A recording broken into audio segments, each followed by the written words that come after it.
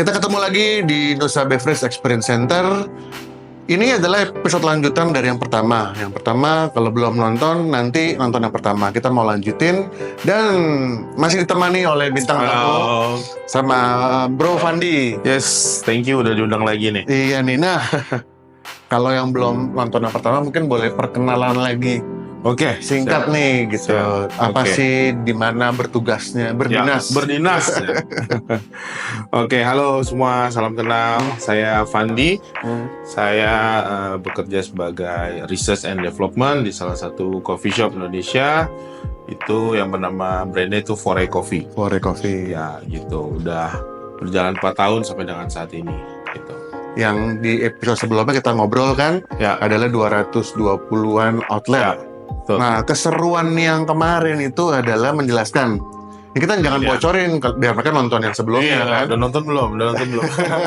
Gimana Bro Fandi ini bikin menu, Ya, ya, Ya. untuk memuaskan tuh, Wow, 220 pelanggan di 220 outlet Jawa, Sulawesi, Sumatera. ya. Itu ada di sana. Nah, kemarin itu memicu pertanyaan berikutnya. Udah bikin menunya bagus, resepnya bagus, R&D-nya kemarin udah dijelajahi tahap-tahapannya. Ya, Kan saat itu mau di launching, dieksekusi. betul. Kan tentunya yang bahan salah satu menurut gua nih ya, adalah bahan baku. Betul.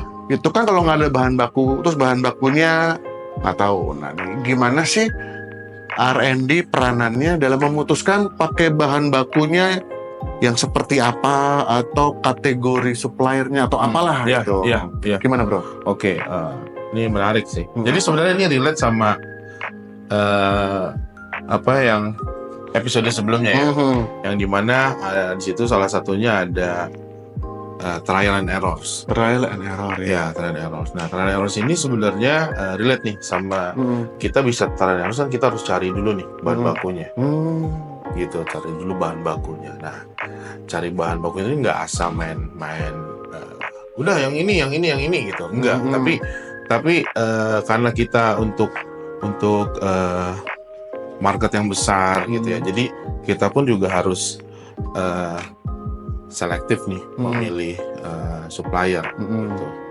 Jadi ya salah satunya ditanya kalau untuk memilih bahan baku, jelas yang pertama kita cari supplier itu yang track recordnya, yang reputasinya itu yang relate sama dengan kualitas produk. Jadi kita nggak asal sembarangan yang, karena kita jujur di research and development tuh terima sampel tuh banyak gitu. Iya. Banyak gitu. Pakai produk gua dong. Iya, banyak ini yang ini gitu. Tapi kan kita harus cek dulu nih reputasinya gitu. Jangan wah ini enak gitu. Pas kita cek ya kan track recordnya, wah ternyata misalnya produknya sering banyak temuannya nggak konsisten nih misalnya gitu. Misalnya secara gramasi kemarin sekilo misalnya, terus makin sih kok jadi nggak sesuai nih, kurang lebih contohnya gitu. Jadi itu perlu reputasi yang perlu kita track record, perlu dicek ya. Itu sah-sah aja kalau menurut saya gitu, karena kan kita mau sesuatu yang terbaik untuk customer kita kan. Jadi kita juga harus cari supplier yang terbaik juga gitu. Sedikit kalau boleh tak panjangin dikit mengenai si track record. Itu track recordnya hanya produknya saja yang kita bahas, dilihat, atau si mungkin perusahaannya atau deliverynya, atau ada faktor lain nggak yang Bro? Ya semuanya sih. Semuanya, berarti nggak hanya produknya aja ya? Betul, karena itu kan saling berhubungan ya kalau menurut saya ya gitu. Karena kalau secara manajemennya manajemen gitu ya produknya, apalagi manajemennya yang memprioritaskan kualitas gitu. Pokoknya sebelum nyampe customer, ya misalnya ada tim QC-nya juga, wah ini nggak bisa nih, salah nih gitu. Jadi saya akan jauh lebih respect si supaya itu ngomongin, bro sorry gue nggak bisa kirim karena ini ada kendala gini. Daripada dia harus memaksakan sesuatu tapi hasilnya tuh nggak maksimal gitu, nggak sesuai, kok beda ya gitu. Itu kan jadi kayak pertanyaan gitu. Betul, itu jadi salah satu filternya itu. Betul. Selanjutnya apa nih filternya? Betul. Jadi ya itu kita akan cari reputasi reputasi si supplier itu yang apalagi yang memprioritaskan kualitas ya, itu kita pasti akan prioritaskan. Nah, yang berikutnya sebenarnya lebih ke dia udah terdaftar di BPOM. Oh, legalitasnya lah. Ya, terus udah halal. Karena ini menambahkan trust ya, menambahkan trust tuh di market gitu. Ya. Kita menggunakan bahan baku yang memang udah terdaftar, udah register loh di BPOM. Jadi kan aman gitu. Enggak yang wah ini enak banget nih, tapi pas dicek ini belum, ini ternyata belum. Jadi kan ada sedikit keraguan nih. Dan itu juga mungkin menggambarkan keseriusan si supplier ya. Betul gitu. Jadi, nah kita nggak mau, apalagi Forex kan sudah halal ya. Jadi, dan itu kita prioritaskan supplier yang sudah halal juga. Gitu. Jadi ya tujuannya untuk meningkatkan trust gitu. Trust untuk our customer gitu. Nah, pernah nggak nih dari sisi background check-nya gitu udah bagus, surat legalitasnya udah bagus, produknya semua, tapi jadi dua-dua mirip. Akhirnya memutusin yang mana kalau kasusnya kayak gitu, pernah nggak? Akhirnya memutusin? Atau akhirnya apa tuh kalau boleh tahu diputuskan gitu? Itu semuanya udah oke kan. Semua nih udah sama-sama bagus nih. Ada dua pilihan gitu ya. Nih harusnya juga ini nih. Nah, ini biasanya nih masuk ke next step nih sebenarnya, ya kan? Ini harga, biaya, gitu lagi. Ya, dan fleksibilitasnya itu sih. Jadi karena kan kita kan mau dapat produk yang oke, tapi juga kalau bisa kan ini kan masuknya ke cost ya nanti. Iya, betul. Kalau misalnya costnya juga bisa sesuai ekspektasi ya. Benar. Sesuai kita punya cost-nya masuk gitu ya itu jauh lebih baik. Karena memang orang usaha kan mau cari cuan ya. Betul, kan ujung-ujungnya itu kan. Betul. Gitu. Jadi walaupun kan ada nih ketika dibandingin yang salah satunya oke deh, karena kita mau long term nih sama lo, ya kan. Oke, gue kasih best price misalnya. Gitu. Jadi ya itu mungkin salah satu pertimbangan juga sih kita coba. Ya udah deh, gue beralih gitu. Iya. Nah sekarang sedikit kasus lagi nih. Wah, ini banyak kasus nih. Biar teman-teman dengar dari lapangan juga gitu ya. Sesuatu yang udah bagus, dicek semua udah bagus, udah dipilih harga masuk. Terus di tengah jalan tiba-tiba ada temuan lah, orang bilang finding. Oh ternyata ada misalnya tidak konsisten gitu ya. Betul. Nah itu pernah ada kasusnya. Based on pengalaman ya, maksudnya di tempat-tempat kerjaan sebelumnya juga itu ada aja sih.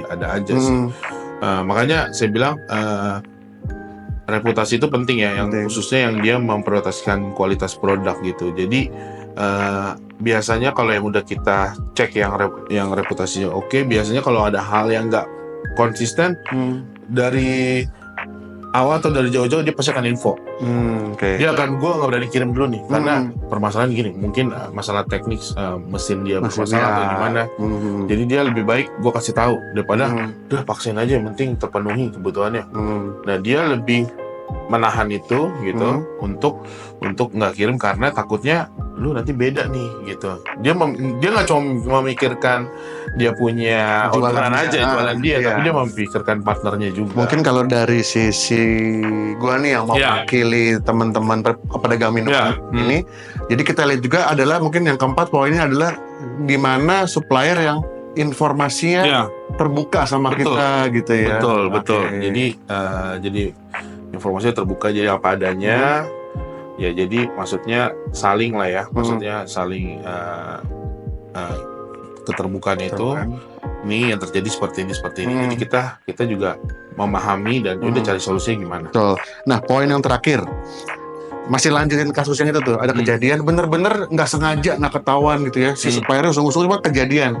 Nah dari pihaknya Bro, kalau ada temuan seperti itu, apa langsung dimusuhin suppliernya, apa langsung diblok? Gimana tuh? Enggak, biasanya karena kan apalagi misalnya udah jalan bareng gitu ya, terus tiba-tiba ya namanya kan insiden kan kita nggak pernah tahu ya, gitu kan gitu. Yang jelas pasti ada evaluasi ya, pasti harus ada evaluasi. Di tim kita sendiri pun juga ada tim QA/QC biasanya. Kalau hal-hal yang seperti itu mereka yang coba menghadapinya ya. Yang jelas kan pasti cari tahu dulu dong kenapa bisa seperti itu. Oh, dicari tahu apakah mungkin barangnya atau dia penyimpanan Betul. di Jadi tempat istilahnya dulu. keterbukaan itu tetap Oke. harus tersampaikan. Jadi biar kedua belah pihak sama-sama tahu, kita evaluasi. Oke, biasanya setelah itu kita kayak komitmen lagi nih. Ya mungkin itu tertulis gimana, di legalitas gimana, maksudnya kalau bisa hal ini jangan sampai terjadi lagi, terulang kembali, karena kita udah tahu nih, oh ternyata ininya nih akarnya di sini-sini nih misalnya nih. Ya ini yang ini kita cari solusi supaya antisipasi ini tidak terjadi lagi. Cari solusi. Betul. Jadi nggak langsung kita musuhin, enggak, kita evaluasi, cari solusi. Yuk kita, karena kan kita memperlakukan supaya kita grow together. Mitra ya. Betul. Gitu. Terharu dengernya. Oke, menarik. Nah, sekarang sebagai kita ngomongin bahan baku ya, tahu bagaimana memilih bahan baku atau supplier yang baik. Nah, mungkin terakhir nih sebelum kita tutup, ada nggak sih mimpinya dari Bro Fandi ini untuk di konteks ini? Gue tuh sebenarnya pengen tuh menemukan bahan baku yang begini yang belum kesampaian. Ada nggak, Bro? Sebenarnya mungkinnya dicampur tiba-tiba di warnanya atau apa? Iya. Jadi sebenarnya kalau dibilang seperti itu karena saya dan tim maksudnya lebih ke produk ya. Jadi sebenarnya saya tuh tipe R&D yang suka kasih challenge ke supplier, ke mitra-mitra ini ya. Betul gitu. Kayak misalnya dapat ide nih, wah, lu bisa nggak bikinin gue contoh kayak misalnya dalam satu powder, kan biasanya kan powder cuma vanilla ini, cuma di mix misalnya powder dengan ini ujung-ujungnya nanti rasanya kayak Baileys misalnya, seperti itu. Atau vanilla kecombrang. Gitu sih. Jadi lebih ke situ karena kan maksudnya biar apa maksudnya itu kan nge-challenge itu bukan karena gue tes lo, enggak, maksudnya biar kita lihat juga si mitra kita ini supaya ini dia mencoba untuk nge-develop juga gitu sih. Berarti mungkin ini jadi poin yang terakhir ya. Lagi-lagi mau sok-sok menyimpulkan nih. Berarti mitra supplier yang baik atau yang dicari adalah mitra supplier yang mau berinovasi. Betul Bang. Gitu ya. Jadi nggak cuma terima aja, tapi kalau bisa dia juga menawarkan. Maksudnya gue ada ide ini loh, ada ini loh, mau coba nggak? Jadi kita saling gitu. Dan itu pun juga dengan kita ke mitra ya, maksudnya gue ada ide ini nih, lu bisa nggak gitu. Jadi ya saling lah gitu. Sebenarnya ada lagi ada lagi bonusnya ya. Ya mungkin ini juga jadi bahan pertimbangan untuk memilih supplier. Itu kapasitas produksi. Kapasitas produksi. Kapasitas produksi. Karena kan Bro ngomongin outletnya ya. Betul. Tadi kan mungkin nggak outlet banyak juga ya. Mungkin kalau satu, tapi dia tiba-tiba barangnya on off. Nah, gitu. Jadi perlu dikasih tahu juga. Maksudnya perlu diketahui ya. Si supplier ini kapasitas produksinya kuatnya di mana. Jadi kemampuannya tuh di mana gitu. Jadi biar kita tahu, oh kalau kita misalnya tiba-tiba ada big order our supplier ini mampu lah gitu. Jadi itu mungkin bisa jadi bahan pertimbangan untuk mencari supplier ya. Terima kasih banyak loh. Ini sama kehormatan buat kami untuk bisa ngobrol-ngobrol sama Bro Fandi. Mudah-mudahan nggak yang terakhir ini ya. Yes. Mungkin nextnya kayaknya kan R&D nih. Mungkin di belakang nih bisa kita todong kapan-kapan bikin. Boleh. Sekali lagi terima kasih. Sama-sama. Ya. Thank Dan you semua. buat teman-teman jangan lupa untuk di-subscribe, di-share dan diaktifkan loncengnya. Kalau mau kasih komen, silakan pertanyaan nanti bisa kami bantu teruskan ke Bro Fandi, pertanyaan-pertanyaan bermutu tentunya.